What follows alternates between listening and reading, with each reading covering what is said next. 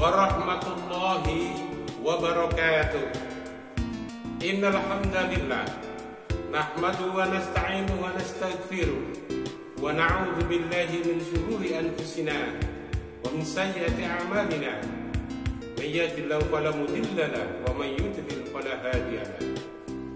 Asyhadu an la ilaha illallah wahdahu la syarika lahu wa asyhadu anna Muhammadan 'abduhu wa rasuluhu la nabiyya wa rasula ba'da. Allahumma shalli ala Muhammad wa ala alihi wa ashabihi ajmain, amma ba'du. Ya ayyuhal hadirun usikum wa nafsi bitaqwallah, ittaqullaha haqqa tuqatih wa la tamutunna illa wa antum muslimun. Baiklah adik-adik yang berbahagia, pertama marilah kita panjatkan puji dan syukur kehadirat Allah Subhanahu wa taala bahwa atas rahmat dan hidayahnya kita masih diperkenankan bertemu dalam pembelajaran ini, yang pada saat ini saya akan menyampaikan tentang kemuhammadian, yakni peranan Jenderal Sudirman saat di Hizbul Wathan. Anak-anak semuanya yang berbahagia, untuk pelajaran kali ini saya persilahkan sebelum saya lanjut, anak-anak bisa melakukan absen melalui live chat. Itu ada tulisan live chat, nanti diketuk, jadi anak-anak bisa melakukan absen di sini. Baiklah, untuk kesempatan ini kita tidak lupa senantiasa sholawat kepada Rasulullah Muhammad SAW, kepada keluarganya, kepada para sahabatnya, dan kepada para pengikutnya yang setia sampai yaumul akhir. Dan mudah-mudahan kita nanti di yaumul akhir juga mendapatkan syafaat dari Rasulullah Muhammad SAW. Baiklah, akan saya lanjutkan. Yang pertama adalah tentang keaktifan Jenderal Sudirman dalam Hizbul Wathan. Bahwa semasa remaja, Jenderal Sudirman atau yang dikenal dengan Pak Dirman aktif dalam kepanduan Muhammadiyah atau Hizbul Wathan atau disingkat dengan HW. Tetapi sebelumnya juga telah aktif di Kepanduan Bangsa Indonesia atau KBI yang ada di Cilacap.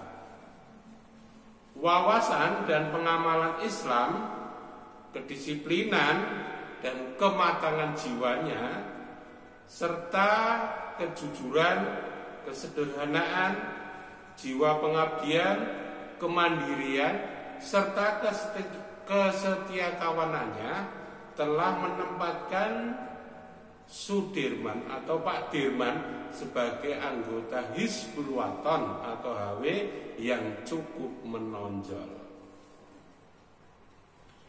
Jadi kalau kita lihat dari kepribadian Pak Dirman tadi, bahwa ia memiliki kepribadian yang tegas dan disiplin, ya, atas tempaan sistem pengkaderan Hizbul Wathan, aktif di organisasi kepanduan Muhammadiyah.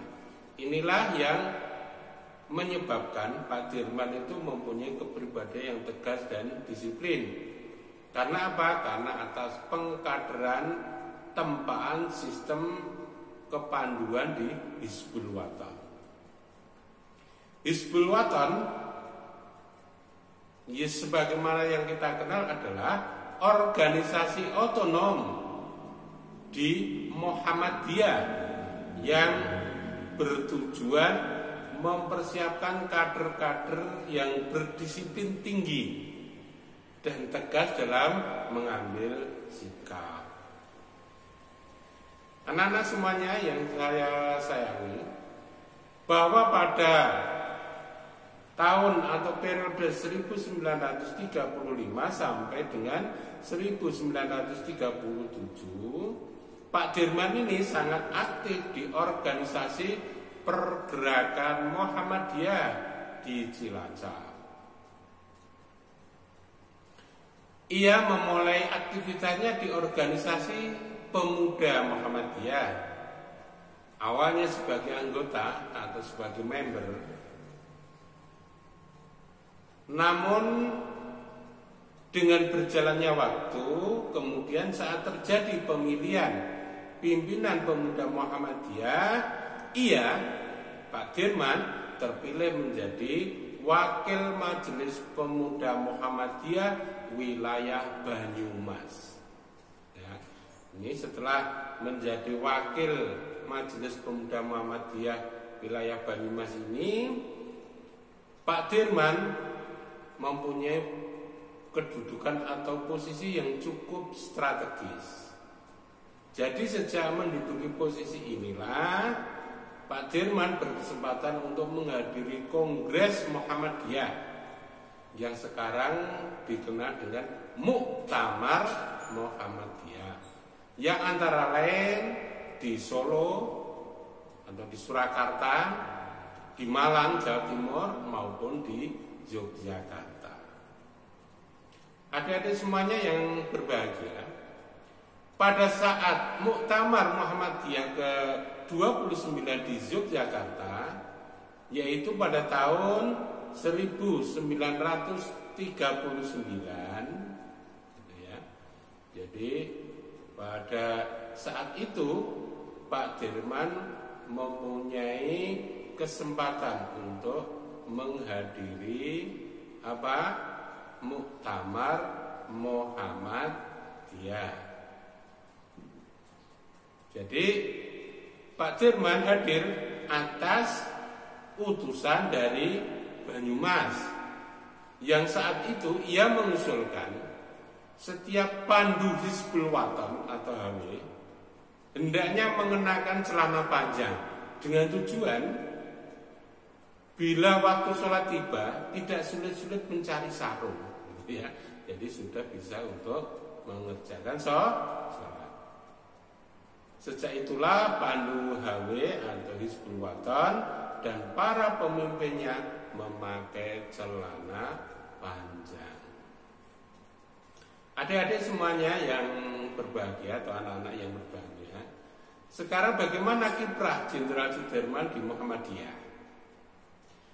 Ia atau Pak Dirman memulai aktivitasnya di organisasi Pemuda Muhammadiyah, sebagaimana tadi yang sudah saya sebutkan.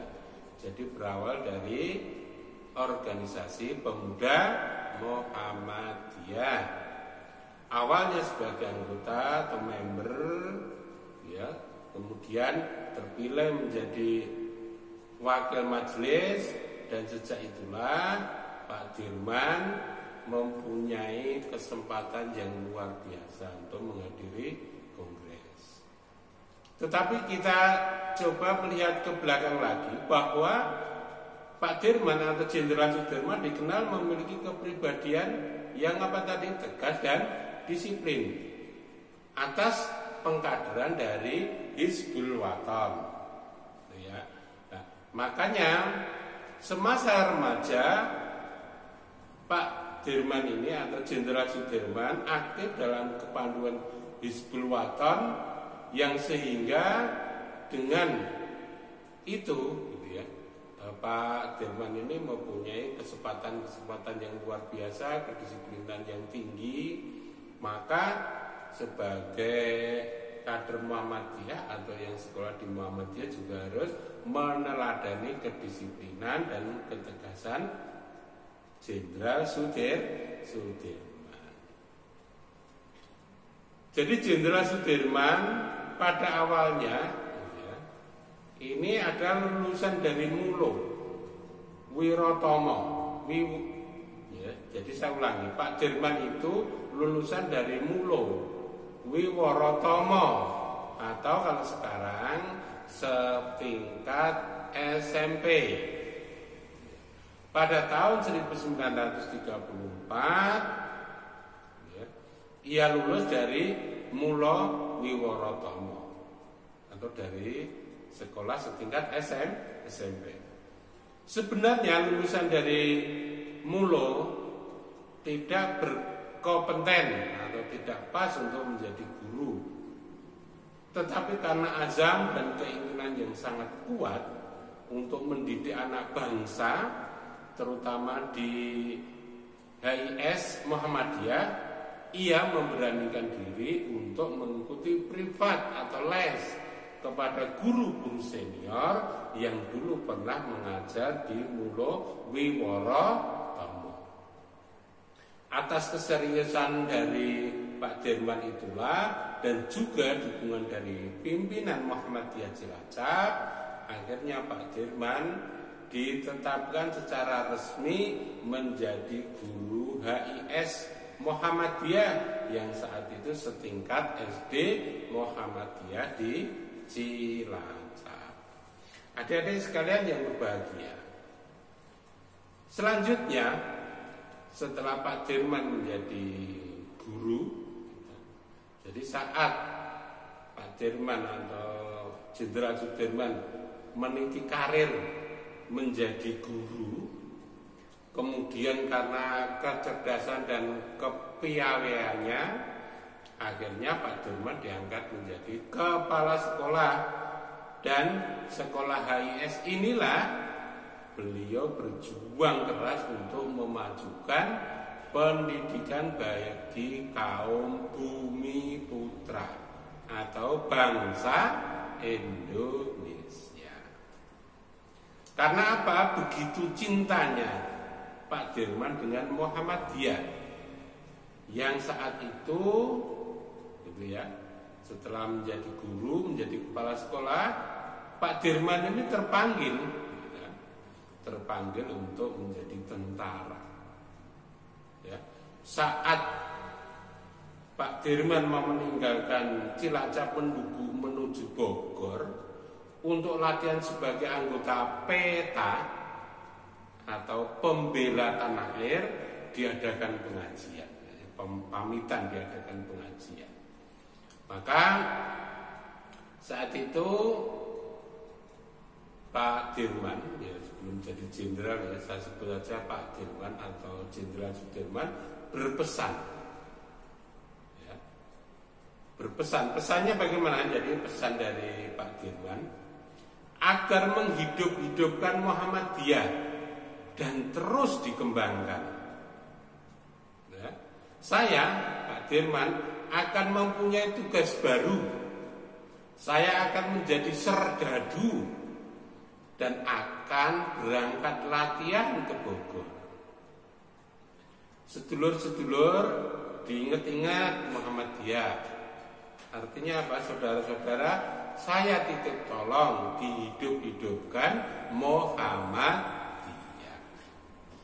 Dan alhamdulillah pesan itu terpatri kuat di hati pimpinan maupun anggota Muhammadiyah, sehingga Muhammadiyah sampai sekarang masih tetap ada dan eksis. Ini pesannya dari Pak Dirman. Pesannya yang lain lagi masih ada pesan lagi ya.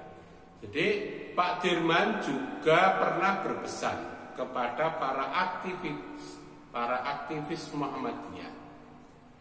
Dalam sebuah pertemuan beliau menyampaikan, ini pesannya Pak Dirman, percayalah, Allah menolong kita dalam kancah perjuangan. Muhammadiyah sanggup memelopori di segenap tempat dan penjuru. Sedikit banyak usaha Muhammadiyah telah berubah atau telah berbuah di masyarakat. Jadi saya ulangi ya, ini pesannya Pak Dirman, percayalah, Allah menolong kita dalam kancah perjuangan. Muhammadiyah sanggup memelopori di segenap tempat dan penjuru. Sedikit banyak usaha Muhammadiyah telah berbuah di masyarakat. Pangkat dan derajat yang telah didapat oleh para anggota Muhammadiyah hendaknya tidak merubah pendirian sikap menghadapi sesuatu. Nah, ini pesannya siapa? Jenderal Sudirman yang harus kita camkan bersama. Anak-anak sekalian yang berbahagia, Dari sinilah Jenderal Sudirman akan meniti karir Jenderal Sudirman sebagai pejuang bangsa, ya, dimulai dengan memegang jabatan Lotbischermann atau LBD, atau artinya adalah penjagaan bahaya udara, yang dibentuk pada tahun 1941 oleh Belanda. Setelah Belanda menyerah kepada Jepang, Pak Dirman diangkat sebagai anggota Susankai tahun 1943 sampai 1944 pada masa pendudukan Jepang. Ya, dari sinilah Pak Dirman kemudian juga aktif, atau apalagi sejak Pak Dirman aktif sebagai anggota PETA yang tadi sudah saya sebutkan, yaitu pembela tanah air, dan bahkan ia dipercaya sebagai komandan batalion di Kroya. Ya, sejak inilah Pak Dirman dengan ketegasan dan keberaniannya, dengan gagah berani memprotes tindakan tentara Jepang yang bertindak sewenang-wenang terhadap anak buahnya. Jadi Pak Dirman ini sudah memulai karir setelah guru kepala sekolah, kemudian menjadi tentara. Pada masa pendudukan Jepang, dalam suatu pertemuan Pak Dirman berhasil merebut senjata dari pasukan Jepang di Banyumas.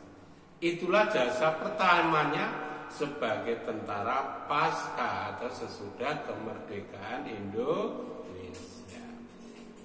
Sesudah itu Tentara Keamanan Rakyat atau pada saat itu disebut dengan TKR yang terbentuk, ia atau Pak Dirman kemudian diangkat menjadi Panglima Divisi 5 Banyumas dengan pangkat kolonel. Melalui konferensi TKR yang diselenggarakan pada tanggal 2 November 1945, Pak Dirman terpilih menjadi Panglima Besar TKR atau Panglima Angkatan Perang Republik Indonesia, yang pada saat itu Pak Dirman baru berusia 29 tahun. Anak-anak sekalian yang berbahagia. Kemudian pada tanggal 18 Desember 1945, ia atau Pak Dirman memperoleh pangkat jenderal. Pangkat jenderal itu tidak didapat melalui akademi militer, tetapi karena prestasinya yang luar biasa. Pak Dirman diangkat bukan dari akademi militer, tetapi atas prestasinya. Karena apa? Dimulai dari perjuangannya menjadi anggota kepanduan Muhammadiyah atau HW atau Hizbul Wathan. Dari sinilah Pak Dirman ditetapkan menjadi apa tadi? Menjadi jenderal. Nah, jiwa kepanduan dan kemuhammadian yang terdapat pada diri Pak Sudirman ini kemudian membentuk diri dan jiwanya menjadi manusia yang beragama atau religius.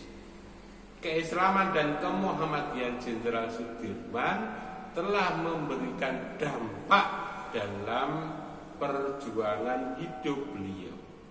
Hal ini dibuktikan dengan upaya beliau untuk memberi nuansa-nuansa religius atau agamis dalam setiap langkah perjuangannya. Buktinya adalah Jenderal Sudirman senantiasa satu, menjaga wudunya. Ini senantiasa berada dalam keadaan berwudu. Maka anak-anak semuanya saya persilahkan untuk juga tetap menjaga wudu. Ya. Yang kedua, tidak pernah meninggalkan sholat 5 waktu. Jadi ini harus kita sebagai siswa di Muhammadiyah harus menjalankan atau mendirikan sholat sebanyak 5 waktu, itu yang wajib. Bisa ditambah dengan sholat-sholat sunnah. Kemudian yang ketiga adalah senantiasa ikhlas dalam melakukan suatu perbuatan. Nah, ini 3 hal yang perlu dicontoh dari Pak Jenderal Sudirman, seorang jenderal dari Muhammadiyah, dibesarkan dari Hizbul Waton. Nah, inilah yang saya sampaikan pertemuan pada saat ini. Sekali lagi anak-anak, supaya melakukan absen melalui live chat, karena live chat nanti akan tersimpan dan akan saya jadikan absen kalau absen masuk bagi yang masuk. Kalau tidak live chat berarti dianggap tidak masuk. Ini merupakan salah satu bentuk kedisiplinan meskipun pembelajaran kita melalui daring, yang saat ini saya sampaikan melalui video.